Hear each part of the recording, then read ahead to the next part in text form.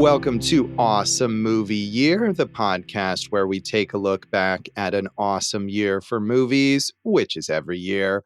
I'm Josh Bell, film critic and writer, and I'm joined by my co-host. I'm Jason Harris, filmmaker, comedian, and come by the shop, Josh. I have some butter bath waiting for you.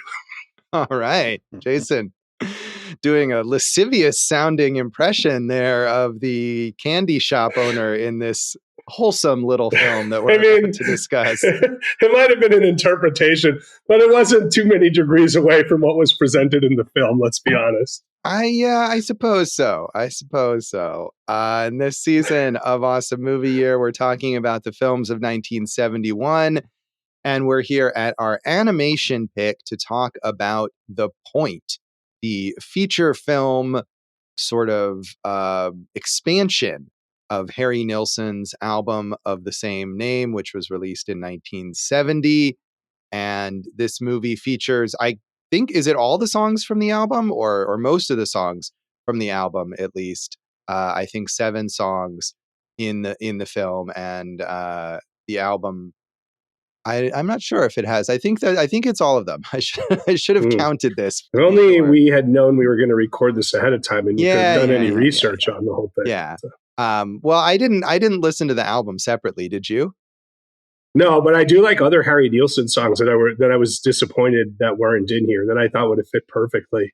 Right. Well, it's a concept album. I mean, this is like the kids version of, Pink Floyd's The Wall, the film version of that. I feel like that's what I kept thinking of. Yeah. So I don't think they're going to throw in extra songs from other Harry Nilsson albums that possibly had not been recorded yet. Well, I'm glad you picked such a reference for the kids as Pink Floyd's The Wall. I might have gone with Lemonade by Beyonce for this, for our younger viewers, our younger listeners, Josh. But now they understand that this is a rich tradition. Yes, all the young listeners excited about the films of 1971 and this movie. Hey, kids, we have some butter bath waiting for you. My point being, I don't know. I mean, I know Lemonade was made into, I did note down the idea of this sort of visual album, and I know that was made into, there was a visual version of that was released at the same time. But is Lemonade a concept album? I think that's the idea I was saying, that the songs, story, even aside from the movie. Right. The whole album's about how Jay-Z cheated on her, on Beyonce. Right. But does it have a narrative through line, where you couldn't throw in another song? I mean, now you're really getting, under the skin here. I feel like I've defined it and you want a tighter distinction on what it could be. But, I feel you said like The Wall, Pink Floyd. I mean, there's tons of concept albums out there that have. There are. I mentioned The Wall because it was also made into a movie. Right. No. And that's why I said Lemonade, because for the same reason. And yes. Didn't Childish Gambino have that one that was like an hour long, not too long ago? We've seen a good amount of these, and they're cool. They're cool art projects. They are. And my point was simply that your expectation that other songs from other albums be added in here was not reasonable. Not an expectation, a disappointment, because there are other songs from Harry Nilsson that I really like that would have fit well in here. Right. Also, I feel like I don't know Harry Nilsson very well, but his most famous album that he had the most hits was released after this. So I feel like you may have also been hoping for songs that had not been written yet to be in this movie. Yeah, but Josh, once again, you're looking at time as a linear flat line. Oh, right. I'm sorry. Circle. On this podcast where we talk all about the particular time periods, I shouldn't be doing that. I mean, we talked about Nilsson before, don't you remember? Yeah, in Midnight Cowboy, right? He has a theme song from that. Everybody's talking about it. So that's got to be one of his top 3 most famous songs, right? I've got an update for us, guys. While you were talking, I brought up some analytics on Awesome Movie Year, and the vast majority, at least on Spotify, of our listeners are 23 to 27. Yes. Wow. The kids love Awesome Movie Year, Josh. Okay. Well, how do you do, fellow kids? Thanks for joining us here. Yeah. Hey, Josh, do you know how many times the kids listen to each episode? Probably 6, 7. 6, 7. Yeah. Got him. Gen Z, what up? The listeners between 23 and 27 are too old for that particular expression, actually. I mean, everyone's too old for that expression. It's pretty dumb. So. Yeah. Anyway, the point, also pretty dumb, is... but those 23-year-olds definitely know about Lemonade and Becky with the good hair. Probably so, more so. Although I feel like Pink Floyd's The Wall is pretty famous overall. No, it's a great... Yeah, I'm with it. I like certainly more famous than The Point. How can you eat your meat if you're not going to have any pudding? So true. So, yes, this was...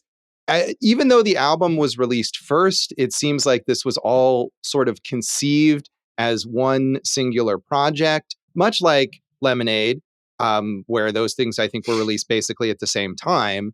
And so Fred Wolf, an animator who had won an Oscar for his short film The Box and is well known for the Tootsie Roll ad of how many licks does it take to get to the center of a Tootsie Pop, he directed this film based on the original idea by Harry Nilsson, and it aired as the first ever feature-length animated film to debut as a TV movie. It aired on ABC in February 1971, starring Dustin Hoffman as the narrator and the father in this framing sequence where a father decides to read a story to his young son and narrates the tale of Oblio, the young boy in the pointed village who is the only one in the village without a point. But Dustin Hoffman agreed only to be for his narration to be used in the first telecast, and this was a very successful movie and was re-aired. So the subsequent airings had different narrators. Alan Barsman narrated a second version, and when the movie was shown on cable later on, it was Alan Thicke who played the father and narrator, and the home video release had Ringo Starr. And that is the version I think that most people see now. It's the version that is available if you buy like the Blu-ray of this, and also is in the streaming version. I did go to YouTube to watch the Dustin Hoffman version because I wanted to experience it the way that viewers did in 1971. Ben, I'm in the middle of a therapy session. Ben! That's my Alan Thicke. Okay. From Growing Pains. From Growing Pains. All right. Yeah. I was trying to parse that one. Maggie. It's not the best, but what are you going to do? I watched it with Ringo Starr, Josh, because that was the most readily available to me. And right. That's the amount of work I put into it. No, that's fair. But I also didn't know that Dustin Hoffman was the voice until after I had watched that. So, that's how that one worked out. Yeah, also fair. I did not watch the movie 3 times, but I did go back and watch the first few minutes, which featured the like sort of buildup of the narration in both the Alan Thicke and Ringo Starr versions. And the Alan Barsman version is lost as far as I'm aware, but the other ones are available. And I liked the Dustin Hoffman version the most because I felt like, going back to your little impression there, Jason, so many of the voices in this film sounded like a gathering of like New York City academics and intellectuals like chatting about, the meaning of stuff. And I felt like Dustin Hoffman really fit that tone. Yeah, and, Ringo is a little different than that, right? It's yes. Like, when I was young, everybody loved stories. My father used to tell me stories, and I was grateful. I'd give him a kiss on the cheek and say, "Thanks for the story, Papa." Yeah, it's I'm not going to attempt a Dustin Hoffman impression, but it's definitely more like neurotic. Like, oh, my son doesn't like stories anymore. What am I going to do? Have I failed as a father? That kind of stories. Got to read them stories. Yeah. So I appreciated that. I'm reading here. The Alan Thicke version just sounded a bit bland. Again, just sort of in the introduction, but he is a kind of archetypal TV dad, right? Of course, based on the Growing Pains years, as you were talking about. And archetypal host of Win, Lose, or Draw. Yeah. Multi-talented and Thick of the Night. That's a classic as well. And dad of Robin Thicke. This has been a great episode of Awesome Alan Thicke year. Well, how often do you get to I don't know if Alan Thicke has really appeared in a lot of major movies. So was there Growing Like Son? There's probably Vice Versa, which was the one he did with the Body Swap movie, didn't he? No, I think you're wrong. I think it was Kirk Cameron in the Body Switch movie with Dudley Moore. You're just confusing your Growing Pains actors. You're right. And then another one I was thinking of is Judge Reinhold, I think, in the other Body Switch movie. Anyway, the point is not a body switch movie, but a nice little animated film with a moral about tolerance. So pleasant. Was it about tolerance in the end? Kind of. I mean, in the end, okay. This is, I feel like in the end, what we learned is he just had to fit in exactly how they wanted in the village anyway. For all of that, he came back. Well, because he doesn't fit in anymore. Spoilers for the end of this film. But he grows a point at the end. You know, he's the only person in the village without a pointy head. He's born with a rounded head, and they ostracize him for this. And deservedly. Jason, anti-tolerance. Mm-hmm. And he comes back to the village, and after his adventure, he now has a point. But everyone else in the village no longer has a point. So he's still different. And yet embraced. Fair. Yeah. So I guess I missed the point on that one. You sure did. And if you think we're saying the point a lot, wait till you watch this movie. Say it a lot more. Point for Josh. Thank you. Thank you, Jason. So this movie, again, it was part of Harry Nilsson's album sort of promotion. The big single from this album was Me and My Arrow, the song about Oblio, the main character, the song he sings about his dog, which did peak at number 34 on the Billboard charts. I didn't find, obviously there's no box office information. It looked like this might have been released in theaters in the UK, although I couldn't find the exact info on that. It did at least play one film festival where it won Best Animated Feature at the Atlanta International Film Festival in 1971.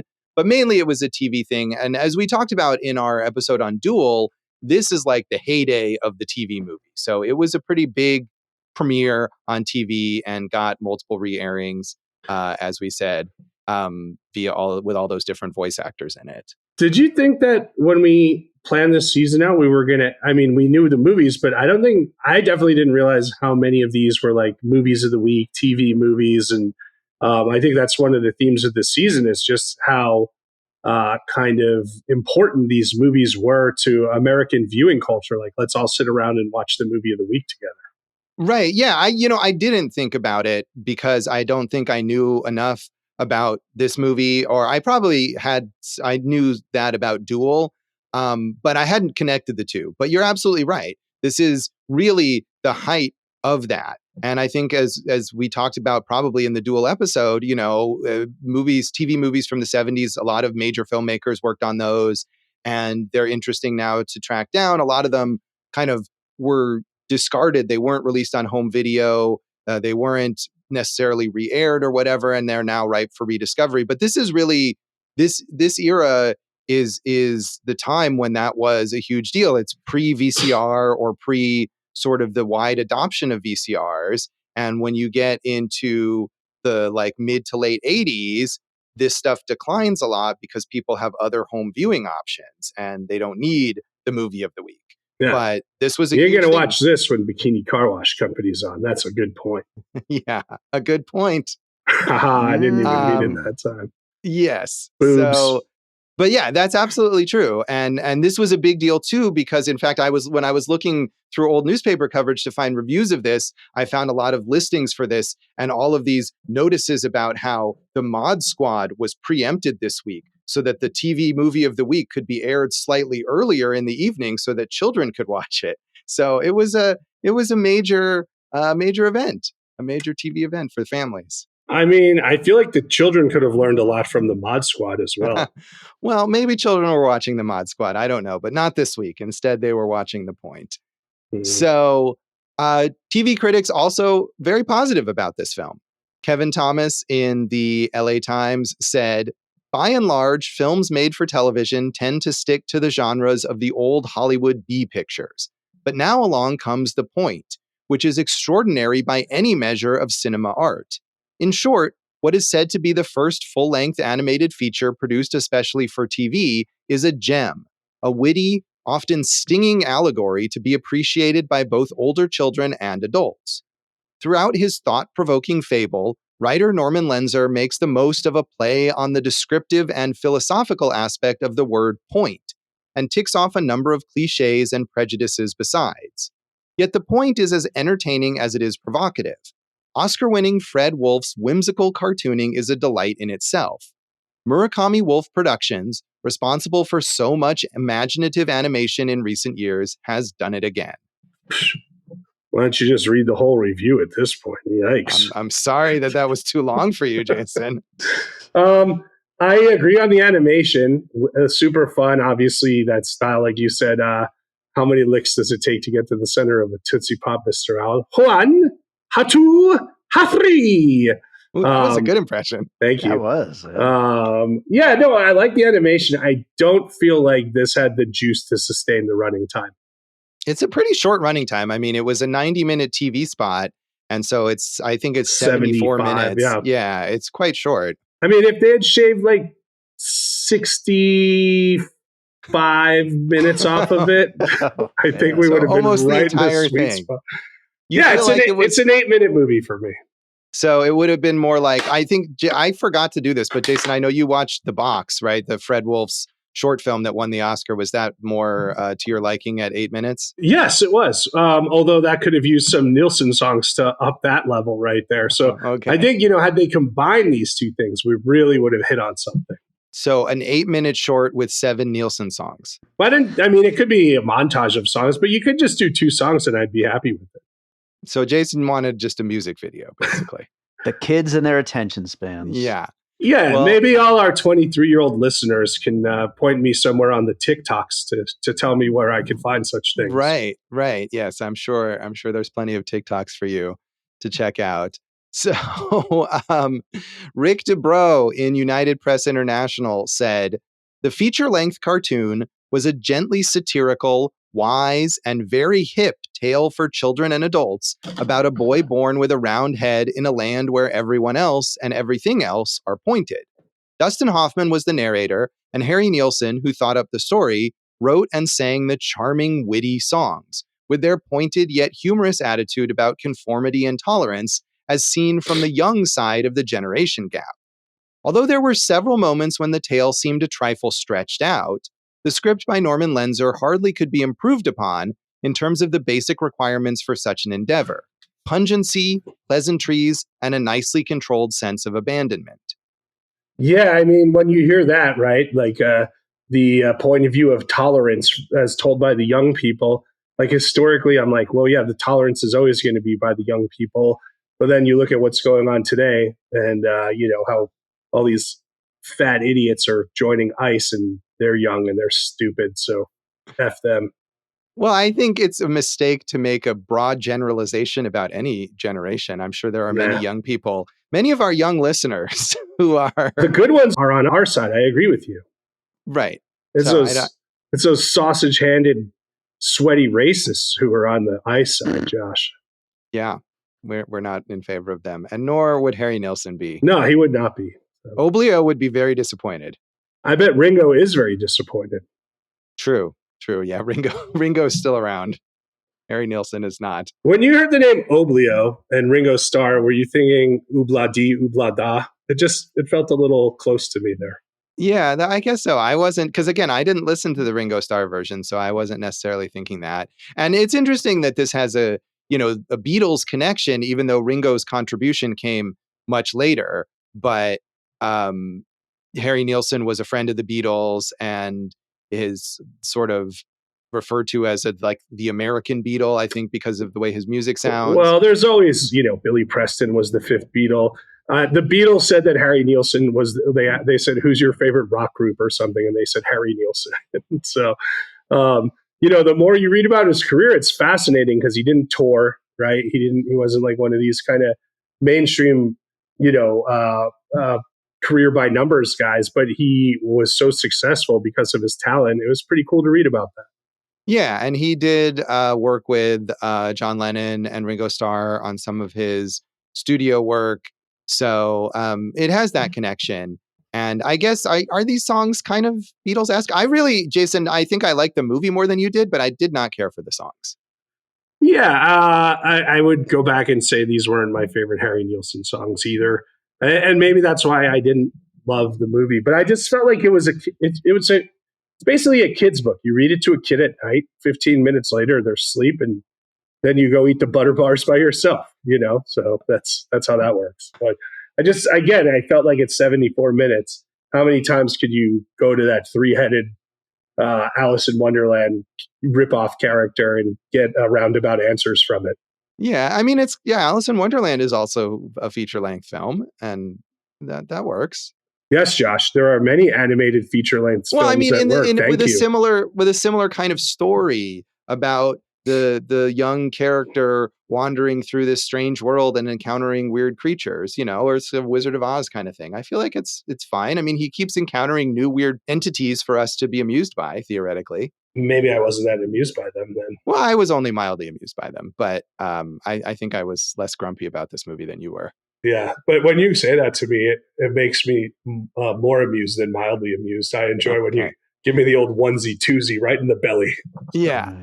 Anyway, finally, Lou Cedrone in the Baltimore Evening Sun said, "It should have pleased both children and parents because there was something for both, with the producers speaking to both. The point author Harry Nilsson wanted to make was that being different is no justification for hatred, a point well taken. Nilsson also touched metaphorically on the unfair law, civil rights, Vietnam, and other moral and ethical issues with which we are concerned at the time. The admirable thing about Nilsson and Norman Lenzer, who did the script, was that both worked very gently, getting their message across without jabbing. But I think I was most pleased with the cartooning and the musical score. As for the cartooning, it was very similar to that in The Yellow Submarine, to which the point bore strong resemblance in other areas. But this was sincere and successful imitation." I was most pleased with the cartooning as well, Josh. Yeah, I agree. Again, the songs did not work for me, but the animation, I mean, and this is the kind of thing that we see rarely in animation now, where every animated movie is produced by like some giant behemoth of a team in, toiling away at computers or whatever. And this is basically a handful of people. It's hand-drawn animation. You can see the brush marks and things like that. And I feel like there's a lot of charm to that. So I agree. Well, Josh, all of our hip young listeners will be happy to know you watched K-pop Demon Hunters this week. So you can relate to the journeys of animated characters via musicals now. Sure. Many people have watched K-pop Demon Hunters. So you were late to the game, but now I was late to the game, but we're catching up on movies, notable movies from 2025 around this time. So that was one of them. Do you want a quote from famed Italian critic Vincenzo Casaretti? I think we could do without it, really. I think we know what he's going to say. Che puzz! Is that an Italian word? Yeah, what stinks. So. Oh, all right. Did you look that one up so that you could? You forget where I grew up. I grew up around this type of dialogue. Oh, okay. And stuff. All right. That's good to know. Have you seen The Yellow Submarine, Jason? No, I'd like to see that. I'm behind on the Richard Lester Beatles movies too, and I think I was just watching Edgar Wright in the Criterion Closet. By the way, high recommendation. Do you watch those? Like those little clips online where filmmakers, I like them. Yeah. They go into the Criterion and they're like, they just pick up physical media and like, go watch this movie. This is why I like it. And one of the things Edgar Wright was saying is, you always, and we talked about Richard Lester when we did Bed Sitting Room. And he was saying, you always associate him with the Beatles, but you forget what a good filmmaker he was beyond that. And also with that. So I would be more interested in watching all Beatles movies is what I'm saying.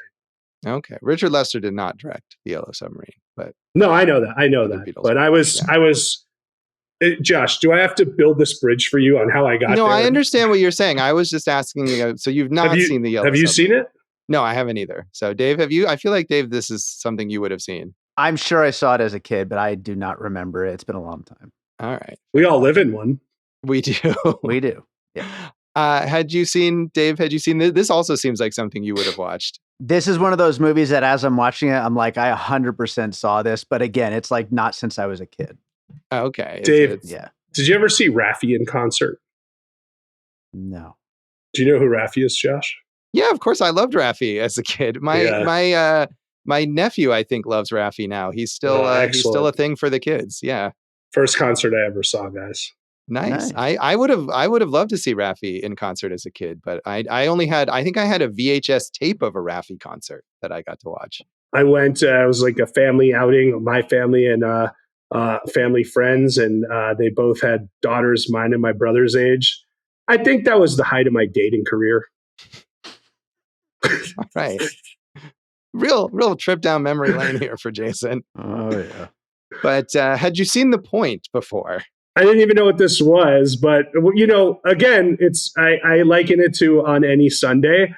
What an interesting time for American filmmaking, right? Getting into new Hollywood, and we talked about it with the last movie. Not everything works. In fact, all three of those that I just referenced, I didn't really like.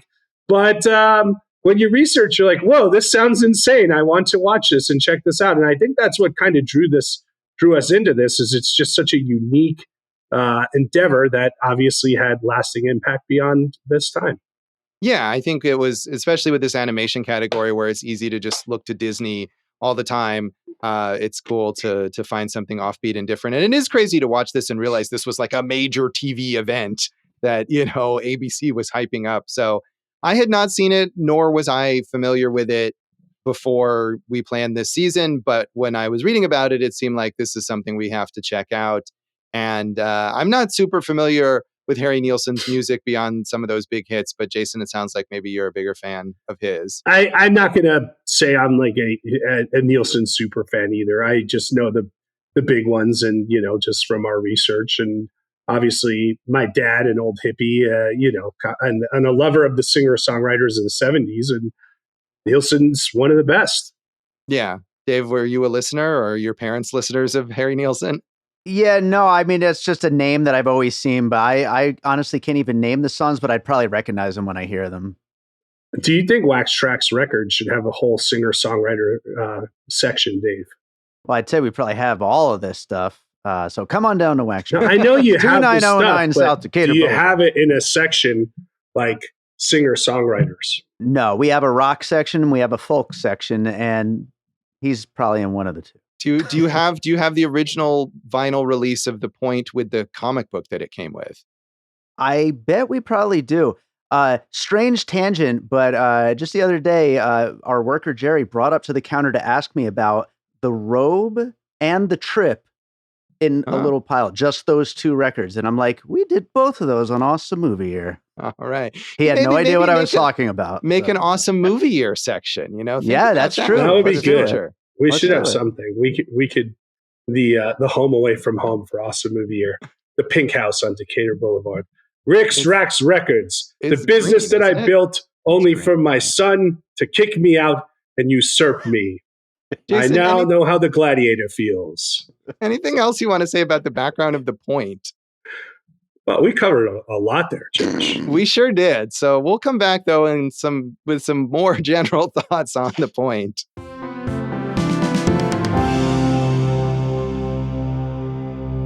Welcome.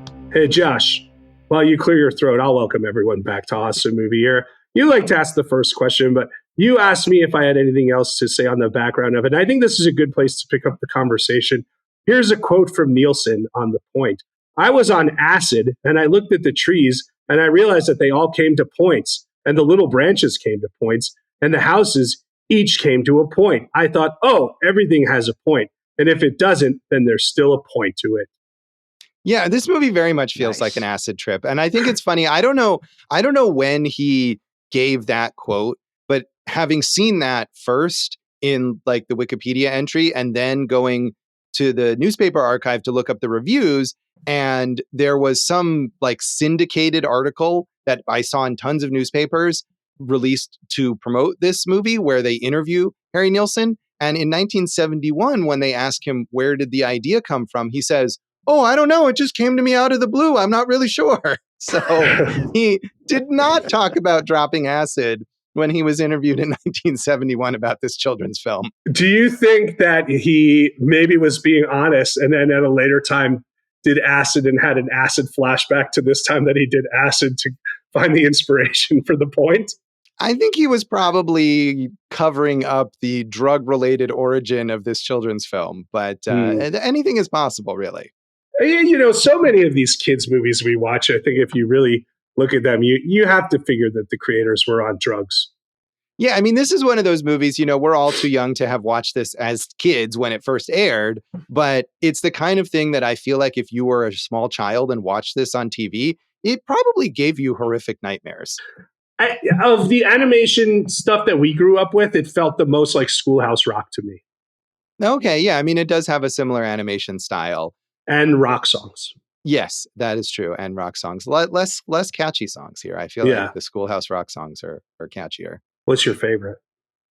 I'm just a Bill. That's a good one. Yeah, that's a good one. I mean, I don't know a ton of them. Although I think I have, wasn't there like a Schoolhouse Rock tribute album with a bunch of rock bands on it released in the 90s? I might have that somewhere. Yeah, like Space Hog. Probably, yeah. Big Head Todd and the Monsters. All sorts of bands like that were something at like a very brief moment. Cracker. A lot of tribute albums during that era. I definitely have one that's a tribute to like Saturday morning cartoon theme songs with bands from. I had that one too. That one was probably a little more fun, right? Yeah, yeah, I think so. I definitely have still listened to some songs from that. I almost put in one of my trivia music rounds. Speaking of that. From the Jetsons, Eep Ork that means I love you. So yeah, Jet Streamer song, that's definitely on that tribute album. That's why I brought it up there. Yeah, maybe Violent Femmes, I think. Yeah, that sounds right. I feel like was there not a Harry Nilsson tribute album during this period? I feel like that would have been perfect. Well, I mean, Josh, I don't know at what point, but I do know from once in a while listening to a Bruce Springsteen song or record that he did. He was part of the tribute album or the tribute night that they recorded, where they all kind of did different Nilsson songs. Yeah. I mean, he sang seems "Remember When." The kind of performer, the kind of artist, like you're saying, because he had this mystique to him, right? He never toured. He almost never performed live. That would really be, appeal like a musician's musician kind of guy. They all loved him. I think one, because of what he was able to accomplish in the studio production wise. And also he's renowned as one of the great songwriters, right? Of the time period. So you could see why they would all, and plus, it seems like if you're not touring all the time, maybe you have a little less of an ego and there's room for other people to take that spotlight. Yeah, I guess so. It's interesting also, though, that he's known as such a great songwriter because I think at least a couple of his biggest hits he didn't write. So that's kind of an interesting dichotomy there. But if he's a great songwriter, I did not get that from this film. The songs are not great. It's a kid's movie, Josh. Right. But I mean, there's great songs in kids' movies. You just mentioned K-pop Demon Hunters, which I was mixed on, but there's some real catchy songs in that movie. Certainly. You a Sasha Boy stan, aren't you? That's a good Soda Pop. It's a good song. It is. Fun. If you want to learn the dance moves to Soda Pop, come over. My daughter can teach them to you. She does it at least once a day in the house at this point in time. So yeah. Do you think would she have enjoyed the point? Here's what I think, Josh. When I was a kid, my mom, I remember, was like, "Oh, you got to watch The Incredible Mr. Limpet," right? Where Don Knotts plays like a talking fish. Right. I loved it when I was a kid. And we watched it, and then she was like, "Yeah, maybe it just doesn't hold up to your generation." I think kids today would watch The Point and feel like it doesn't hold up to what they're doing today. And I'm not saying that insulting, like hold up. It's just a different time period for different entertainment needs. Well, but when you watched Mr. Limpet as a kid, it was already not your generation, but you still loved it. No, I didn't. That was the point. Oh, okay. I didn't like it, and then my mom was saying, loved yeah, it. Oh, exactly. I see. Okay. So I think Scarlett would feel the same way about this. But we did, the flip side of that is like we just saw E.T., which is basically a live action cartoon, right? And we both love that still. So you don't know. Know. Some stuff from this era. I mean, certainly Disney movies from this era or earlier, kids still watch and still enjoy. So, I don't know. I mean, obviously, I don't have kids, and I don't pretend to know what kids like. But this does seem the main thing that struck me was, I mean, for me though, as a kid, like if I watched something that was psychedelic and nightmarish, I'd be like, "Oh, right, I love this." So, that was the kind of thing that got me. That this seemed very. Even though it's presented in this gentle, sweet way, that it's very trippy. It's an acid trip of a movie, and it would freak some kids out. I guess maybe I wanted more of that, like more of that acid trip feel. Like, let's go further. Yeah, I mean, it was a lot. I mean, there's a lot of. Did you have any particular favorite weird character, weird creature that Oblio Rockman. encounters? I liked Rockman. So, who was a man made of rocks, and he was a cool daddy-o who spoke like he was a jazz musician. Told Oblio and Arrow how to get to and what for. Right. I did enjoy him as well. I also liked the Leaf Man, who was the height of the like neurotic intellectual portrayals of animated characters in this film, who was very anxious about his leaf production in the forest there. What I noticed about Leaf Man is when he wanted Oblio and Arrow to stay with him and join the leaf business. He, when he was saying you got to plant your roots, he said roots. You got to plant your roots, which I think might be more of that Pennsylvania pronunciation that Dave grew up with. Oh, you gotta worship your tree and plant your roots, Josh. I mean, either way, I feel like these characters do not sound like what we expect animated characters to sound like in 2025, and I like that. And the boy does. Oblio. The boy does a bit, yeah.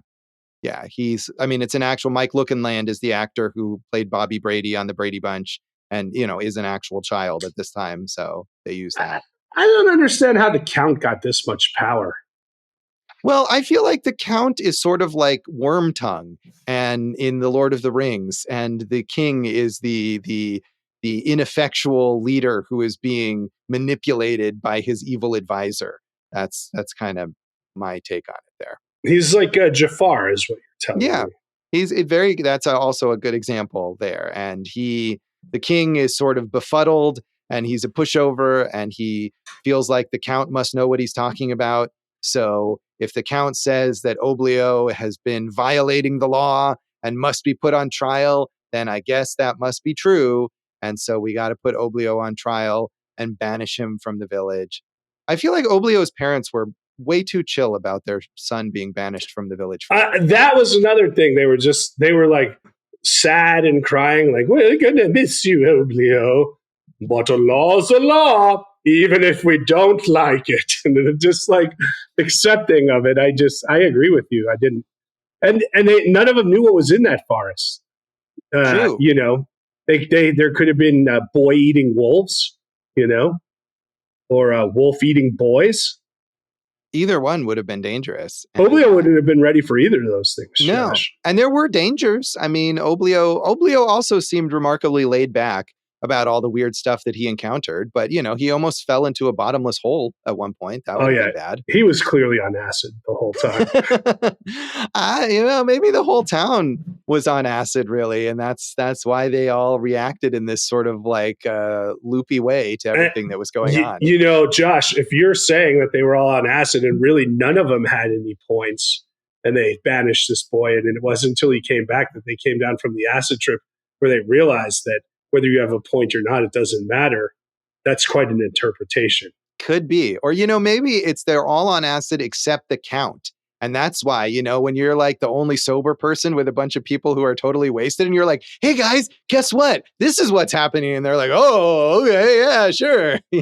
He's able to manipulate everyone like that. Yeah, he's like Sam the Eagle on the Muppets. He just doesn't really fit in with the rest of the town, but seems to always have some room for his say. Yeah. I also was wondering the way that the characters are drawn in this movie. They're just sort of like one solid color. Like, are they all naked? Yeah, I think they are all naked, but I don't know if that means anything to them. Right. Exactly. I mean, isn't that better than like when you see like the Smurfs and like Papa Smurf or wait, no, not the Smurfs. What are cartoons where they're in shirts but no pants? Like Donald Duck? Yeah. Yeah. The Smurfs are in like pants but no shirt. Yeah. Right. So, but Donald Duck, combine the two. And he's just showing his duck wang all over the place. Right.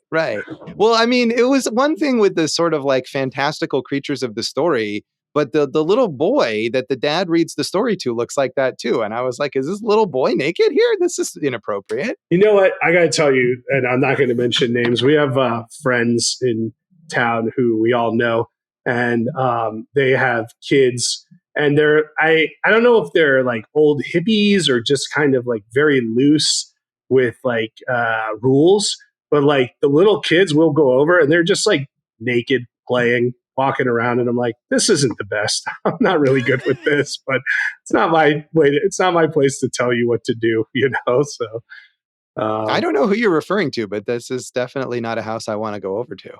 No, I wasn't. It's not something I was like, yeah, it's uncomfortable. Let's just go with that. So, right. But I don't think the boy is meant to be naked, which is why it's more distracting because you should not be thinking, is this boy naked? You should just and be yet you on were, the whole Josh. story. Yes, I know. I don't think I'm the only one who was wondering this. Well, do you think part of that is with the rest of them, you were focused on their points, and since he didn't have a point, you're like, this bitch is naked. Maybe, although I did wonder that about the pointed people as well. Although some of them have little symbols on their chests, like they're superheroes or something. I don't know what was up with that. Those are nipple clamps. Had those, and some of them didn't. There is there's the moment where Oblio encounters these three bouncing large ladies, and that was a bit sexual as well. Dave, I didn't get any sexual, kind of proclivities out of this. Not Did even you? From the ladies with the large breasts that are bouncing up and down all over the place? Come on. I mean, there are some big-titted mamas out there, Josh. That's just the human form. They were Rubenesque, Yeah, So yeah. I didn't consider it from a sexual standpoint. Okay, well, I guess you're not meant to. But on the other hand, it's all an acid trip, so who knows what you're really meant to consider. Dave, where are you on this one? I think it's all an acid trip, and who knows what you're meant to take from any of this. So, But did you like it? I had a good time with this movie. I like how shaggy and low energy it is. Like, it's just like, I really don't think that they knew exactly what they were doing. I think that he thought he had a good idea of a point and just kind of like lost it along the way. And I think it's fun for that. It's certainly not the kind of movie I would watch on a regular basis. Like I'm glad that we watched it because otherwise I would have never seen this as an adult. But yeah, it's just super weird and just so goofy. Did it bring back any childhood memories? Anything that you recognized? Certainly of like loving this kind of animation. And the thing that really stuck to me the most about this, and Jason kind of pointed on this earlier, but like this, unlike most animated movies, this actually felt like reading a children's book. This is like kind of the vibe you get from most children's books where it's like, this is just nonsense. Like, when you're just like reading it, it's like, these are just words strung together for a little baby brain to understand. And like, that's what you get from watching this. And I thought that was really kind of refreshing in a weird way. Like, it's just not like other animated movies in that sense. Yeah. And I think, again, I didn't listen to the album, but I think in the album version, what I read is that Nilsson himself not only sings the songs, but there's narration tracks in between the songs, and he does all the narration and all the voices. So that's really like a parent reading a book to a child, where they would maybe do a little funny. I don't know, Jason, if you ever did this when reading to your daughter when she was little, like doing little voices for all the different characters. You got to like do that. Yeah. If you're going to go read a story to a kid, you got to commit, Josh. Right. Absolutely. Yeah. A couple of years ago, I was asked as the guy from the Pups to come read a children's book about a talking dog. I forget what it was, but I did voices the whole time. It was at like an elementary school. Wow. Is that the greatest recognition the Pups have ever gotten? As long as I recognize the Pups, that's all that matters. It sounds like the worst assembly of all time. I feel like an animated Pups movie would resemble The Point. Oh my God. I would spend Josh, my life savings on that. Don't give him ideas. Dave, if you make it, I'll do a voice for you. Josh, don't give him ideas. Just cast me whatever you want to work with you. Don't let him, don't encourage him, Josh. Let's talk offline, Dave. Yeah. And Dave, did you like the music? I feel like we're both down on it. Yeah, not really. And I never really liked the Beatles. Like, that's maybe, a hot take or whatever. I've never been into the Beatles. Nilsson, like I said, I can't name a song from him, but yes, you can. It's not that it was. Well, I said I'd probably recognize it once I hear it, but I can't name a song from him. Yeah, I felt like that too when I read up and realized, oh wait, I do know these songs. Well, obviously we did Everybody's Talking on Midnight Cowboy, but the one that I think we all know is not even from his version, but throughout pop culture, Without You, right? I can't sing, that. Right. Can't live if living is without you. Like every comedy movie where, main character gets thrown into jail or loses woman or whatever, is now showering and crying, and you hear Can't Live If Living Is Without You in the background. Right. Yeah, sure. Yeah, that. And I know that Three Dog Night song, One Is the Loneliest Number, that he wrote but didn't sing. That certainly is a song I know. Yeah. And Coconut was, I mean, that one line from it is certainly very famous, but the lime into coconut. So yeah, I mean, I think if you had asked me what are Harry Nilsson songs before this, I would have said I don't know, but those songs I definitely do. So I just want to say, like, obviously, like, I'm a fan of this genre. Like, this, I think, like I said, there are better Nilsson songs than what was presented, but like, dude, Van Morrison, top 5 for me. Cat Stevens, like, fucking amazing songwriter, right? Obviously these are all like, after Dylan stuff, but like, there's good stuff all the way through. Obviously for me, the early Springsteen albums get compared to that, but 70s singer-songwriter stuff, I think you could throw Fleetwood Mac in there, up into a certain point. James Taylor, Carole King, Tapestry is one of the greatest albums ever made. Like, this is a rich genre that, it's, every 20 years or so comes back in its own way. I think maybe 10 years ago, there was like the Bright Eyes and the Sufjan Stevens stuff, and, it'll come back again. Yeah, I feel like, I mean, some of those things that you mentioned, I do really like Fleetwood Mac. But on the other hand, I feel like a lot of this, especially like the soft rock aspect of it, it just kind of, it feels like mush to me. And that was how I felt about these songs. I think that's fair. I mean, some of it, like with Van Morrison or Cat Stevens, I think goes beyond that genre. Van Morrison's pulling from soul in so many ways. And Cat Stevens has, I think, just his own thing. Like, he's always been kind of his own thing. So, but I get it. Like, if it doesn't resonate beyond that, like I said, with Tapestry, you have like one of the best written albums of all time from one of the greatest songwriters of all time. So there's plenty of good stuff in there, I would say. Yeah. And Dave, I wouldn't say that I dislike the Beatles overall, but I feel like the stuff of the Beatles, like especially later Beatles stuff that sounds like what's in this movie, I don't like. So I'm almost, I'll give you some credit there. Like what? Like, will you give us an example of a song like that? I mean, I don't know, because I feel like I'm also basically just familiar with the big hit Beatles songs, which I generally do like. But I remember being on a car trip with my sister one time, and she was playing some mix that she had, and some song came up, and I was like, "What is this awful song?" And she said it was the Beatles. I don't remember what the song was. Was it Revolution Number 9? That's no, my most favorite of the Beatles songs. No, that was not it. But it was something that sounded similar to this, that has this kind of like soft orchestral feel almost. So I don't know, but it wasn't something that I wanted to like delve into further. So I didn't. Yeah. Jason, should we rate this out of 5 points? Yeah. What's the point if we don't rate it out of points, Josh? It only got 2 from me. Didn't like it. Happy I watched it. Would watch other animated or / musicals that are album delivery kind of advertising products. And, definitely dig deeper into the singer-songwriter genre. Start with Astral Weeks, and then maybe go for T for the Tillerman and Tapestry. Those are the 3 I'm going to throw out for you. All right. Oh, that's good selections there. I'm going to give it 2.5. I liked it a little more than you. I did find the animation charming. I didn't care for the songs. And yeah, I didn't feel like it needed to be 8 minutes long, but it does drag it. So. And don't forget Josh's main note. Everyone stop trying to fuck that boy. I mean, I feel like that's not an entirely inaccurate note here. 2.5 points from me. Dave, how do you rate this? I'm going with 3.5, which may be overrating a little bit, but I had a good time with it. All right. Were you on acid when you watched it? Yeah. I probably should have been. All right. We'll come back and talk about the legacy of The Point.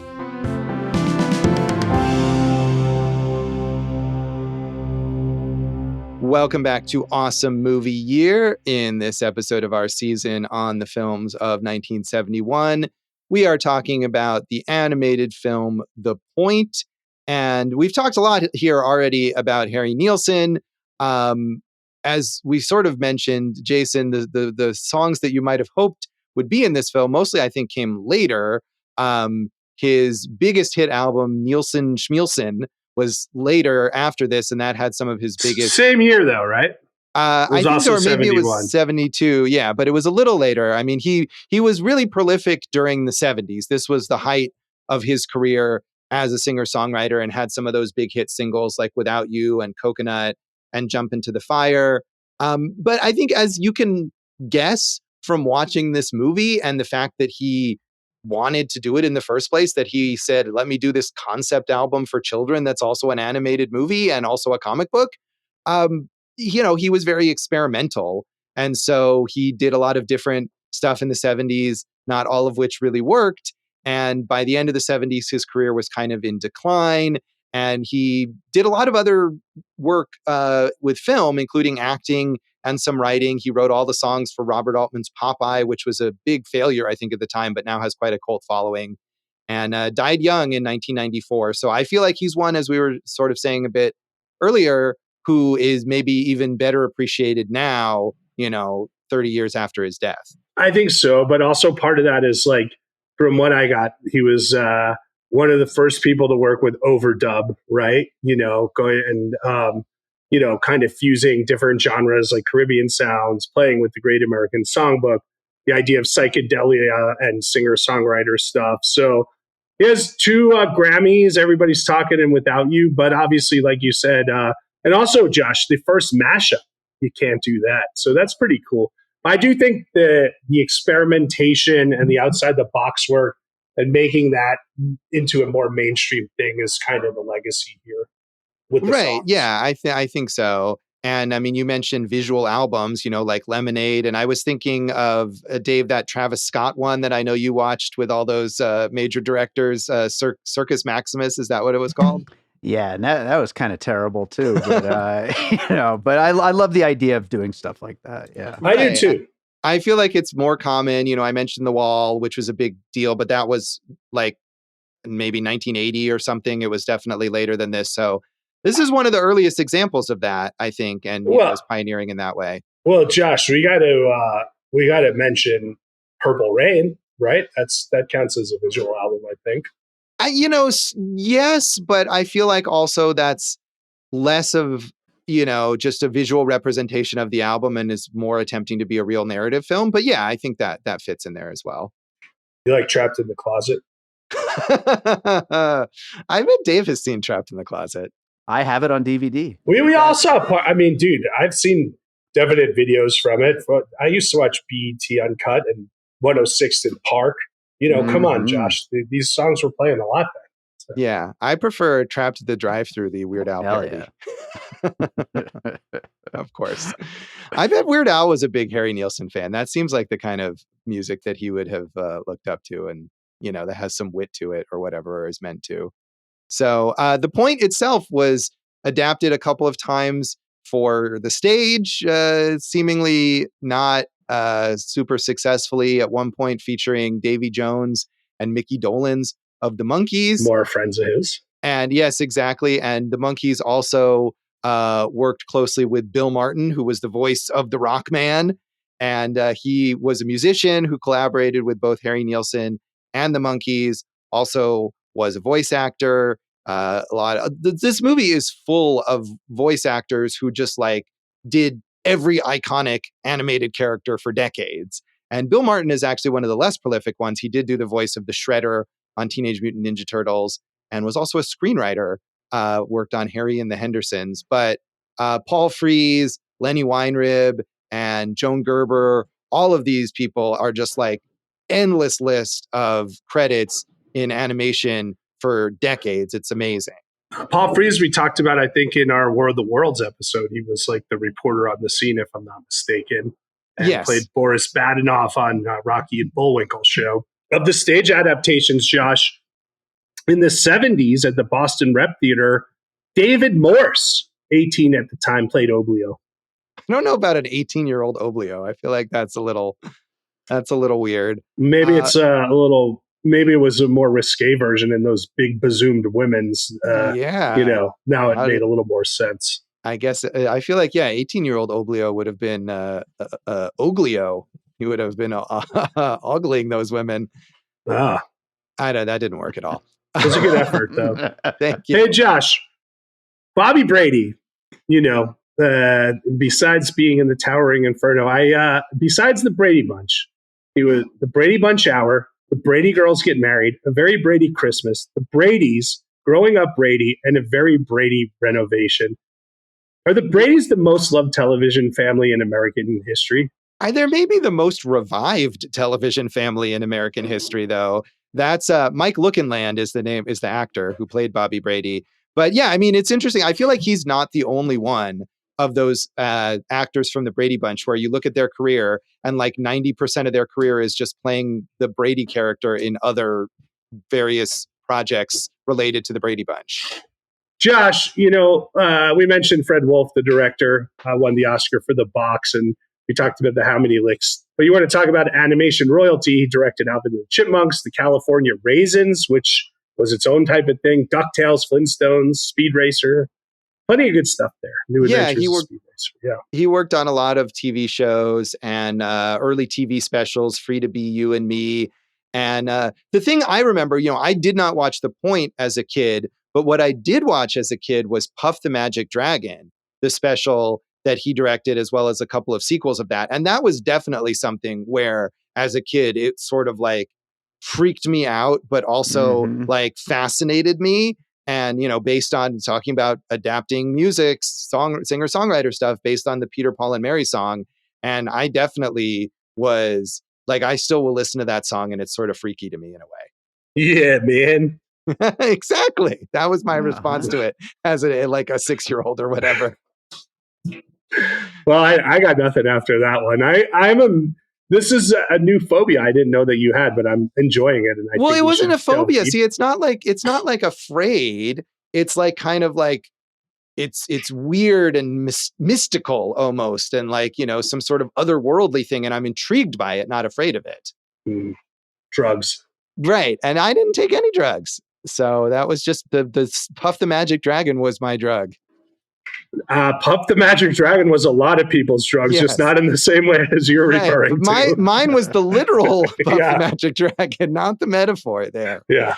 So the one other actor I want to mention, because I thought this was interesting, Buddy Foster, who plays the son of the Count, who kind of sets the whole plot in motion because he's mad that Oblio has beat him at this little playground game, is the brother of Jodie Foster, was a child actor, including on Mayberry RFD, and retired from acting in 1980, but did write a tell-all memoir that estranged him from his sister. Yeah, so.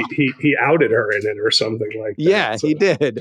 And also said bad things about their mother. So I don't know if they've reconciled. That was a long time ago. But I feel like that's the Hollywood story. Sibling of famous actor writes tell-all to get attention and pisses off their sibling. Well, I got to give one for Dave here because I think he deserves this. We give him a lot of crap.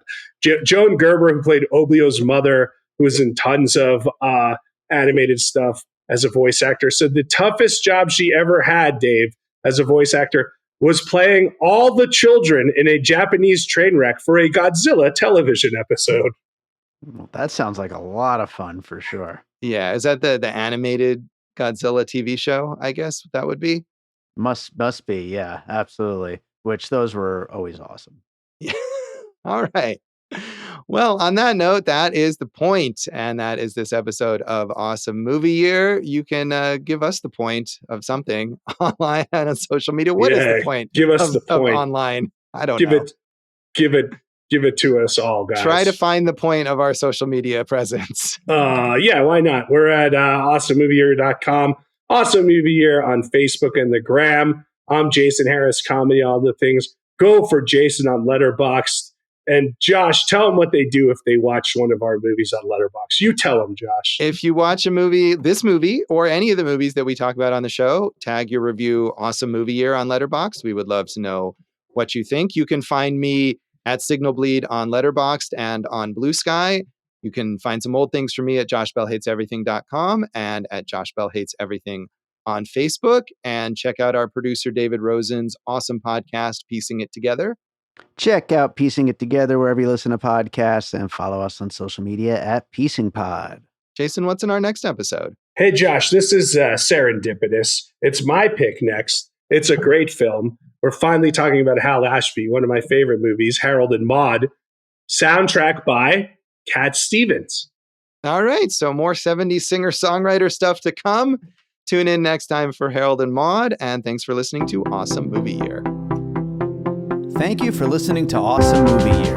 Make sure to follow Awesome Movie Year on Facebook, at Awesome Movie Pod on Twitter, and at Awesome Movie Year on Instagram. And if you like the show, review us and rate us with 5 stars on Apple Podcasts.